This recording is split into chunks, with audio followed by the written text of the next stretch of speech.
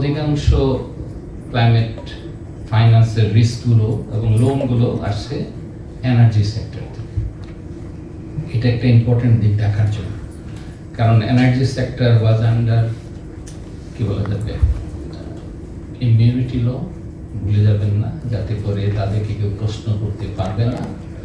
এবং সেই জায়গায় লোনগুলো গেল, কেন গেল? I think it is a question আমি একাডেমিক হিসাবে এমডিবিকেই জিজ্ঞাসা যে আপনারা এরকম একটা নন ট্রান্সপারেন্ট সেক্টরে কেন এতগুলো লোন দিলেন?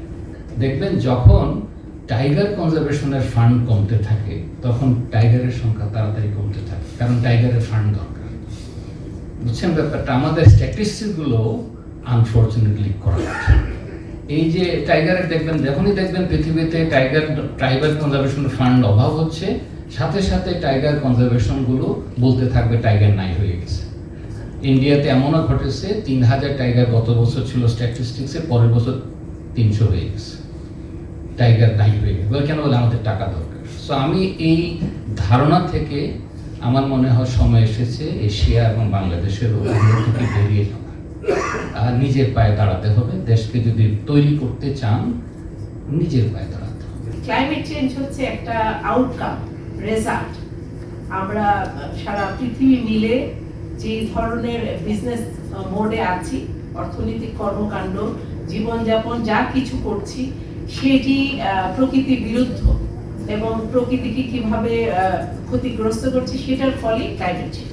তাহলে আমাদের যে আচরণ এবং আমাদের যে এনভায়রনমেন্টাল অ্যাপ্রোচ, এনভায়রনমেন্টের সাথে আমরা কি করছি আমাদের বিজনেস এবং ইকোনমিক অ্যাক্টিভিটির মাধ্যমে, এবং আমাদের যে বায়োডাইভার্সিটি এবং ন্যাচারাল রিসোর্স আছে সেটাকে আমরা কিভাবে ম্যানেজ করছি, সেটাকে রেস্টোর করছি, প্রোটেক্ট করছি, এইটা যদি ঠিক করে আমরা করতে পারি তাহলে ক্লাইমেট চেঞ্জের অর্ধেক কাজ প্রিভেন্টিভ হয়ে যাবে।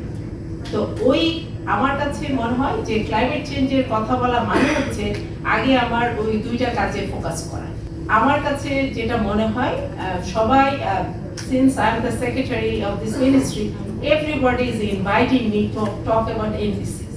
For a couple of months, we have received huge number of invitation from our stakeholders, youths, that they want to see our NDC very vibrant, very focused.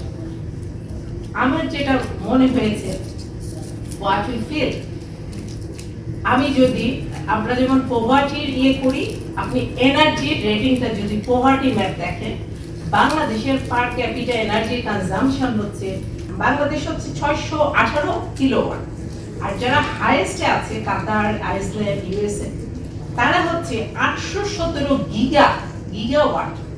Giga convert করেন kilo থেকে giga, কত Times বেশি, কত বেশি তাদের energy consumption. তো কাজেই একটা কপ মানে হচ্ছে কপে প্রতিদিন 40 থেকে 50,000 লোক সমবেত হয়। এই কপটাকে কেন্দ্র করে যে carbon footprint, everyone flies from across the world, ওখানে যায় এই 50,000 লোক এয়ার ট্রাভেলের মধ্যে যে কার্বন এমিশন করে সেই পরিমাণ আউটপুটও কিন্তু আসে না। সো বিং এ বাংলাদেশের সিটিজেন, আমার কাছে সবসময় কপে অংশগ্রহণ করা একটা পীড়াদায়ক কাজ, যেহেতু আমি একজন নিজেকে দেশপ্রেমিক মানুষ মনে করি যে আমার দেশের জন্য, আমার ভালনারেবল পিপলের জন্য ইট ইজ অ্যানাদার টোল। কারণ আমি তো কিছু নিয়ে আসতে পারছি না, আমি তো ক্লাইমেট ফাইন্যান্সের কোনো প্রমিস, কোনো বিগ স্টেপ আমি দেখে আসতে পারছি না, কিন্তু আমি কি করছি, আমি ফুটপ্রিন্ট মাথায় করে carbon footprint, more carbon footprint I am taking back to my people. এবং যে কোস্টাল বেল্টে যে মানুষটি থাকে সমুদ্রের কাছে, সে হয়তো একটা মোবাইল ইউজ করে কিনা, একটা বাল্ব ইউজ করে কিনা, তার জীবনে কিন্তু এনার্জি কনজাম্পশন একেবারে অন্যদের তুলনায় শূন্যের কোঠা। এখন তার জন্য আমি এনডিসি, বাংলাদেশের এনডিসি আমরা কি করতে পারি? আমার সব, কিন্তু আমার we have promises to keep in the constitution, the SDGs and many more. আমার যে মৌলিক চাহিদা পূরণ, আমার ডিসেন্ট ওয়ার্ক, আমার মানুষকে স্বাস্থ্য, শিক্ষা এগুলি দেওয়া, আমার যে ন্যূনতম যে ক্লাস্টার অফ হিউম্যান রাইটস, এইটা এনশিওর করার মতো আমার যে ইকোনমিক যে ইলাস্টিসিটি, এইটা ডেভেলপ করার জন্য একটা কান্ট্রিকে একটা ব্রিদিং স্পেস দিতে হবে। আপনার প্রিয় কাপড়ের যত্নে এলো এনজাইম সমৃদ্ধ Arik silver wash detergent powder 500 গ্রাম মাত্র 70 টাকা। প্রিমার্ক।